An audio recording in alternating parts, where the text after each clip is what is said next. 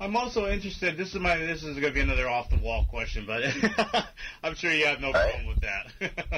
No, it's cool. All right. A lot of your music, and this is meant as a compliment. Hopefully, you'll take it as such. A lot of your music reminds me of a lot of the imagery of comic books. Also, have you ever been a comic book fan, or are you still a comic book fan? Or have you I'm still a comic book fan. Yeah, I used to draw comics, and I still do these like one picture sketches or one picture comics, and every now and then I have these characters. Like one of my all-time favorites, Bill Watterson's Calvin and Hobbes. Ah, yes.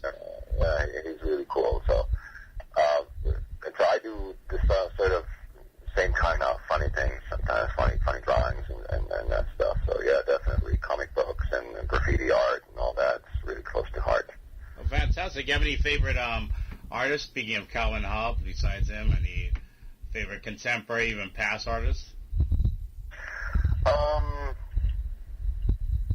Yeah, Norman Rockwell was a huge thing for me, and as far as fantasy art goes, and Brahm and Frank Frazetta were like really, yes. They are really, really huge, for me, and I really like the stuff that they do. And then, of course, as far as contemporary art, or graffiti art goes, this guy Banksy from the UK, he's pretty cool. And Keith Haring was kind of, with his drawing, he's like incessant drawing. That was an inspiration. There are a lot of artists that I really like, but I'm really not that good with artists' names. Uh-huh. So I went to art school one time, and they had this test where, they were testing you whether you're good enough to get in.